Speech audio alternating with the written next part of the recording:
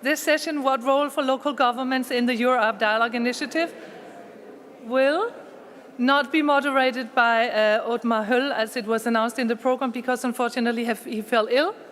We have instead a volunteer energetically jumping in, which is Mr. Henry Frendo, who's chairman of the Maltese National Commission, and he will run this session for us. Thank you. Ladies and gentlemen, welcome to this second session where we shall be discussing the role of local governments in the Euro-Arab dialogue. Now, personally, I believe in the role of local government, having been very much involved as a mayor in the Congress of Local and European, Local and Regional Authorities in Strasbourg and so on. So I hope we can get something out of the discussions. Is Ziad Hawat here? The mayor of Byblos should be the first speaker. He's absent. Ziad Hawat is not here. Okay, so can I ask Bertrand Gallet to give his presentation? He's Director General of Cité Unie in France. We used to have a motto with Cité Unie, which was think globally, act locally. You have the floor. Merci, Monsieur le Président. Je suis très honoré d'avoir à ouvrir cette table ronde. Donc moi, je suis directeur de Cité Unie France, qui regroupe une fédération de collectivités qui regroupe les collectivités françaises qui travaillent dans l'international, et c'est quelque chose de quantitativement et qualitativement extrêmement important, même si c'est peu connu, puisqu'il y a entre 2 et 4 000 liens de coopération des collectivités françaises dans le monde entier, mais je dis bien dans le monde entier, dans plus de 100 pays. Et à l'intérieur de cet ensemble, pour faire simple, la coopération décentralisée, c'est le terme juridique classique. Aujourd'hui, on dit plutôt l'action internationale des collectivités territoriales. Je ne vais pas vous raconter toute l'histoire qui est fort longue, c'est un phénomène de l'après-guerre. Mais on peut dire qu'il y a 3 grandes familles de coopération. Il y a les coopérations intra-européennes qui sont au départ des jumelages et qui deviennent de plus en plus des forums de benchmark, de comparaison des bonnes pratiques permanentes entre les collectivités européennes. Il y a les coopérations dites de solidarité qui ont accompagné la décolonisation et qui sont beaucoup en Afrique subsaharienne. Il y en a plusieurs centaines, ou en Amérique latine, et c'est quelque chose qui actuellement marque le pas, parce qu'il y a toute une série de facteurs dont on pourra parler, mais qui est quand même très vivant, et qui fait qu'en Afrique de l'Ouest, vous avez des centaines de collectivités françaises qui travaillent. Et puis, il y a c'est le sujet qui nous amène aujourd'hui, les coopérations que je qualifierais de politique. Pourquoi de politique, ou même de géopolitique? C'est-à-dire qu'on a en France, et pas seulement en France, en Espagne, en Italie, au Portugal, un peu moins maintenant parce que l'Italie et l'Espagne ont été fortement marquées par les crises budgétaires et réduisent l'activité internationale des collectivités, mais quand même ça continue. En gros, la base de tout ça, c'est le territoire. C'est un terme tout à fait à la mode, même au niveau des Nations Unies, puisqu'on parle de plus en plus de la localisation des aides, etc. Le territoire, moi, j'ai coutume de dire que c'est la cellule de base de la géopolitique pour plusieurs raisons. Et on va voir les conséquences sur le dialogue euro-arabe. Première raison et la plus importante, c'est l'importance des diasporas. J'étais hier à Marrakech pour des grandes assises franco-marocaines qu'on faisait avec les collectivités marocaines. Et il y avait Madame Pécresse, présidente d'Île-de-France, qui venait de signer une très grosse coopération avec Casablanca, le gouvernorat de Casablanca, et qui disait, moi, j'ai 200 000 habitants de l'Île-de-France qui sont d'origine maghrébine. Je ne peux pas ne pas travailler avec le Maroc, la Tunisie et l'Algérie. Donc, c'est une véritable nécessité de gestion interne du territoire. Alors évidemment, ce n'est pas pour faire un dialogue euro-arabe et pour créer, je ne parle pas de Mme Pécresse, je parle globalement, et pour créer un grand flux d'amitié et d'amour interculturel. Ce n'est pas le sujet, c'est assez pragmatique. mais c'est ce qu'on appelle la gestion des minorités. C'est quelque chose de très important dans la vie des collectivités locales, dans tous les pays. Si vous parlez avec le maire de Stuttgart, qui a toutes les grandes usines automobiles, donc qui a à peu près plus de 100 nationalités sur Stuttgart, vous explique qu'il a un service spécifique à la mairie de Stuttgart où il y a plus de 100 personnes qui travaillent à plein temps, des anthropologues, des linguistes, des spécialistes des religions, des ethnologues, etc., pour savoir comment gérer les collectivités.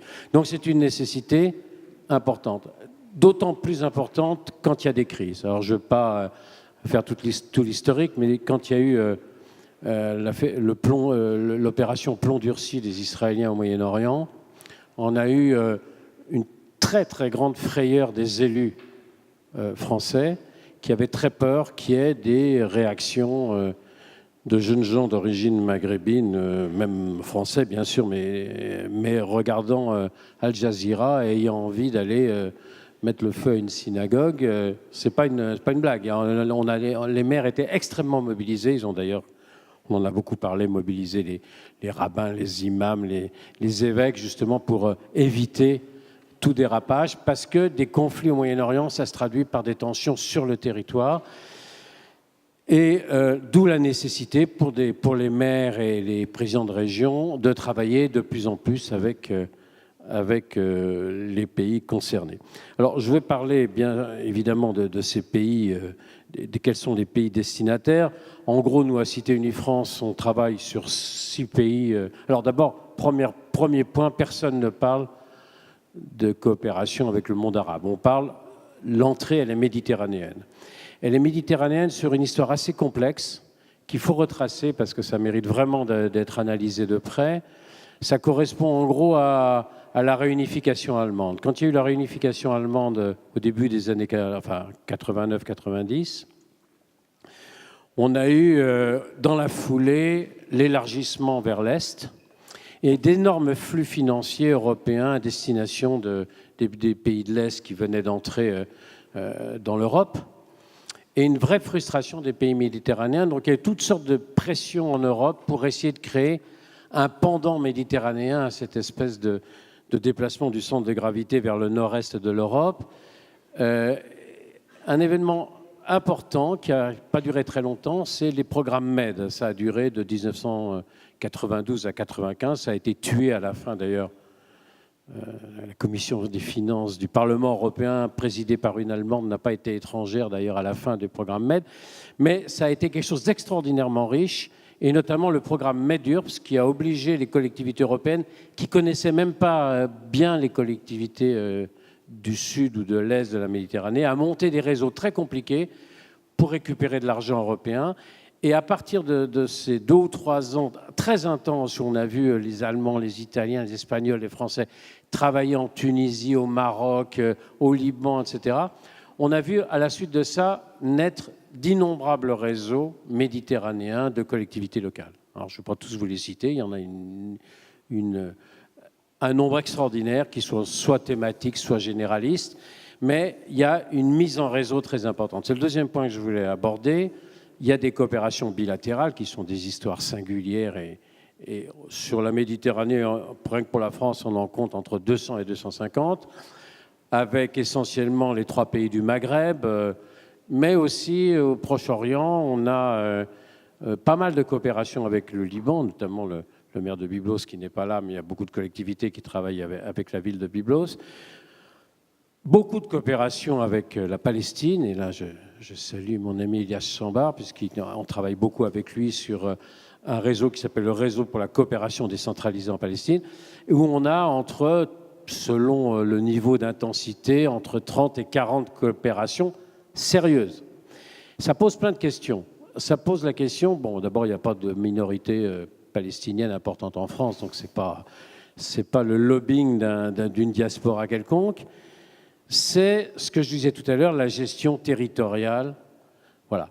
Il y a tout un fantasme vraisemblablement exagéré sur le poids des communautés juives auprès de la classe politique française et un contre-fantasme, si j'ose dire. Il faut donner des gages, et donner des gages à qui, bien entendu, à tous les Français d'origine maghrébine, en montrant qu'on peut travailler aussi avec les Palestiniens. Et beaucoup de collectivités françaises, et notamment les grosses, comme Bordeaux, comme Lille, etc., ont des coopérations à la fois avec des villes palestiniennes et avec des villes israéliennes, avec un vieux rêve, alors qui est le fantasme qu'on a tous partagé depuis 1994 et qui est évidemment tombé dans les limbes, qu'un jour on pourrait mettre les trois parties ensemble et que les collectivités françaises pourraient servir de médiatrices. Malheureusement, ça reste encore dans le magasin des rêves. Voilà, donc on a cette nécessité géopolitique dont je parle. Et je prendrai deux exemples. Il y a beaucoup d'affect aussi pour la Palestine. 10 minutes. Hein? D'accord, je vais terminer, mais c'est un sujet qui mériterait de passer beaucoup de temps. Je suis désolé parce que on aborde énormément de problèmes à la fois. Il y a aussi beaucoup d'affect. J'ai parlé de la Palestine, je voudrais parler de l'Algérie. L'Algérie, c'est un cas extraordinaire. Vous savez que Benjamin Stora disait que l'Algérie, c'est des mémoires parallèles qui ne se parlent pas. Chacun a un morceau de la vraie croix de l'histoire algérienne. Vous avez les harkis, vous avez les pieds noirs pour l'indépendance, les pieds noirs contre l'indépendance. Vous avez tous les coopérants techniques. Il y en a des dizaines de milliers qui sont passés en Algérie et qui ont une vision très personnelle de l'Algérie. Vous ajoutez à ça, évidemment, l'énorme communauté d'origine algérienne qui est en France. Donc chacun, et le débat sur la date de la fin de l'Algérie montre comment toutes ces mémoires ne se parlent pas. Ce qui est sûr, c'est que dans tout ce monde-là, on a énormément d'élus locaux, d'origine algérienne, d'origine pied noir, même harki, etc. Et tous sont les militants de la coopération franco-algérienne. Alors c'est très compliqué parce que le gouvernement algérien, qui a plein de qualités, en tout cas un défaut, c'est qu'il est extrêmement compliqué à travailler avec lui, et tout le monde le sait. Mais on arrive, grâce à cette volonté politique extraordinaire des collectivités françaises, à développer plusieurs dizaines de bonnes coopérations avec l'Algérie. C'est épuisant, mais on y arrive, et nous, on les gère au sein d'un groupe Pays Algérie qui marche plutôt bien. Le deuxième cas, c'était? Comment? Le deuxième cas, c'était? Non, les deux pays, à mon avis, Algérie. marqueurs, c'était l'Algérie et la Palestine. Alors, je vous parlais du Liban. Au total, l'élément invariant, alors c'est pas, pour reparler du sujet d'aujourd'hui, c'est pas un souci d'interculturalité à tout prix, mais ça crée l'interculturalité. Si je prends le cas de la Palestine, c'est très net. Au début, c'est une volonté politique d'un élu de dire on va marquer que ce qui se passe en Palestine, c'est scandaleux, on va aider les collectivités palestiniennes, c'est presque un manifeste politique. Et on s'est aperçu, d'abord parce que les Palestiniens sont des gens extraordinaires, tout le monde le reconnaît, c'est-à-dire qu'au cours des années, des liens d'amitié très forts, des liens humains extraordinaires font que les coopérations non seulement se maintiennent, mais se développent, et se développent sur des choses techniques. C'est-à-dire, les maires palestiniens nous disent « Attendez, nous, on n'est pas le symbole universel de l'oppression, c'est pas ça notre problème. Notre problème, c'est qu'on doit gérer notre territoire, nos jeunes, avec un horizon bouché, des difficultés immenses. » Et les collectivités françaises se piquent au jeu, et il y a vraiment des liens extrêmement forts, des échanges de jeunes, des échanges de collégiens. Voilà, pour dire que ce pari géopolitique de départ se transforme en un lien extrêmement fort et durable. Alors évidemment, il y a des hauts et des bas, mais grosso modo, ça survit. Okay, merci beaucoup. So now we have the young members here who are entitled to ask some questions. I can see no hands, but I'm sure somebody will put up his hand. Edric. Thank you for this insight. One question is, in your last few words, you mentioned about the strong geopolitical connection between different cultures. How can you explain that through this strong relationship in youth, we are seeing an increase in terrorist recruitment among the youth? How? Because it is a bit contradictory when you say that there is a strong relationship when it comes to this geopolitics, seeing an increase in population in Arab countries, moving into Europe when Europe population is decreasing. So what's the relationship?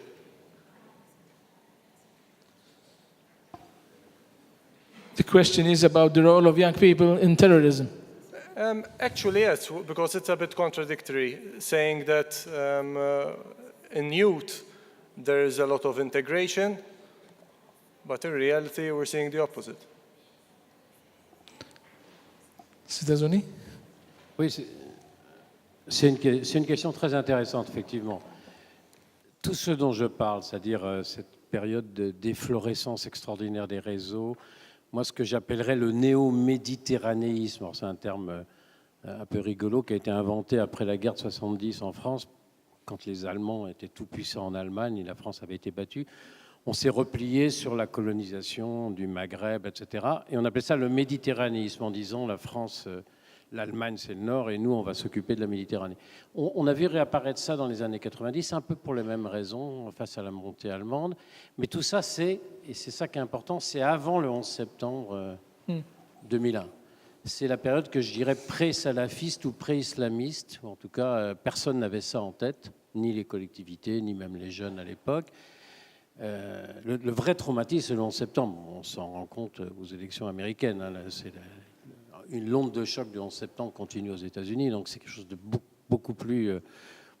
c'est pas du tout passé, contrairement à ce qu'on peut imaginer. Et après, la donne a changé. On a vu émerger le salafisme et puis une autre dérive. Tout ça est la conséquence tout ça est arrivé bien après. La question les que vous terroristes posez... étaient des jeunes, quand même. Comment? Les terroristes étaient des jeunes. Oui, je sais, mais il n'y avait pas de terroristes avant les années 2000. Alors, il y en avait en Afghanistan, mais ils ne s'occupaient pas de l'Europe. Enfin, ce n'était pas des terroristes. La question qui se pose aujourd'hui, et pour ça que votre question est intéressante, c'est en quoi les élus peuvent considérer que multiplier les échanges et travailler avec les pays de la zone musulmane peut apporter une réponse à cette question du salafisme. En fait, ils ne savent pas. On est vraiment dans un monde schizophrénique où en même temps on dénonce le salafisme, puis en même temps on pense qu'il faut continuer de plus en plus à travailler, etc. Mais il y a aussi des collectivités et ça va être un des thèmes majeurs malheureusement de la campagne électorale qui peut arriver en France, qui disent l'islam ça suffit, on ne va pas en rajouter, etc. Donc on est dans quelque chose de grave en ce moment. Mais on est encore sur la lancée de ce que j'appellerais la période pré-salafiste. C'est vrai que le dialogue entre la Méditerranée, en tout cas entre les différents pays de la Méditerranée, ce lien qui existe entre ces enfants du Maghreb et leur nouvel avenir au sein des pays européens pose un problème identitaire.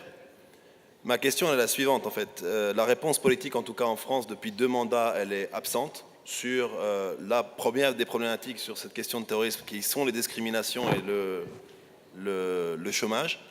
Concrètement, en termes de gouvernance locale, quelles sont les réponses à apporter par rapport aux discriminations et par rapport surtout aux propositions politiques extrêmes qui viennent de partout en Europe? Are you addressing yourself to someone in particular? To Mr. Gallet. Une question qui est vaste. Si j'étais un peu cynique, je dirais qu'il y a un double langage. C'est-à-dire que vous avez des grands élus qui ont des discours sur l'identité, etc., et puis qui localement gèrent les communautés, même limite, pour avoir la paix sociale. Donc, alors c'est pas du communautarisme, et ça c'est droite et gauche. C'est pas du tout, il n'y a pas de marqueur droite ou gauche. C'est vraiment, je pourrais pas citer de nom, mais je peux vous citer des maires ou des présidents de départements importants qui ont des grands discours sur l'identité chrétienne ou je sais pas quoi, et puis qui en réalité passent leur temps à négocier, y compris. Bon voilà, ça c'est la réalité. C'est pas une doctrine, c'est du pragmatisme poussé à l'extrême. Sur les questions que vous posez, le chômage, la discrimination, les ghettos, tout le monde gère comme il peut ce problème-là. Et c'est évidemment de la faute des collectivités locales, mais c'est une faute globale de la France, et qui a beaucoup à voir avec la guerre d'Algérie, l'impensée coloniale. On entre dans un tout autre débat. Pour être positif, on peut dire quand même que plus il y a de relations, nous on travaille beaucoup notamment sur les échanges de jeunes, on a fait un grand forum à Béjaïa en Algérie sur la jeunesse franco-algérienne, etc. On fait ça régulièrement. On répond comme on peut, nous, avec les moyens qu'on a, à ces questions-là, qui sont des questions de fond de la société française. Another question? J'ai écouté votre intervention tantôt et j'étais quelque peu perplexe quand vous nous avez dit que le terrorisme n'existait pas avant 2001. Permettez de... C'est une assertion qui est un peu délicate à présenter, surtout que dans les années 90, avec tout ce qui s'est passé dans les pays du Maghreb, il est vrai que depuis 2001, on assiste à un regain de ce qu'on appelle peut-être le terrorisme spectacle ou le terrorisme médiatisé. Mais le terrorisme a fait beaucoup de victimes avant 2001. Il n'a été médiatisé qu'après les attentats du 11 septembre, comme les a appelés un écrivain français, 11 septembre, trademark. Mais le terrorisme a toujours été là. L'Algérie, c'est quand même post-Afghanistan. Moi, je parle de la période où la question afghane n'avait pas rejailli sur la Méditerranée, a fortiori sur l'Europe ou les États-Unis. Ben Laden ne s'est pas occupé de l'Europe. Alors, c'était évidemment le terrorisme qu'il y a eu en France, effectivement, était lié à ce qui se passait en Algérie, d'après 92. Mais la perception qu'on a aujourd'hui de islam égale terroriste, salafi, où tout le monde mélange tout, elle est plutôt après le 11 septembre. Une prise de conscience globale et des prises de position politiques globales sur cette question, elle est plutôt liée à ce qui s'est passé aux États-Unis, même s'il y a eu des attentats avant. Voilà, et c'est vrai que l'Algérie a été 1000 fois plus touchée que l'Europe, et que le drame algérien, on a un peu tendance à l'oublier, mais qu'en Algérie, ça reste extrêmement... c'est une plaie terrible qui n'est pas encore loin d'être réglée. Il faudra plus d'une génération pour oublier cette période horrible. Voilà, c'est tout ce que je voulais dire, mais je n'ai jamais dit que... Enfin, c'est évident que le terrorisme, d'abord, ça a toujours existé, mais le terrorisme inspiré par l'islamisme extrême, je ne sais pas comment on peut appeler ça, qui est vraiment né en Égypte, enfin en Afghanistan, je pourrais vous faire l'historique parce que j'ai beaucoup travaillé sur ces questions-là. Ça a émergé dans la conscience politique européenne après le 11 septembre.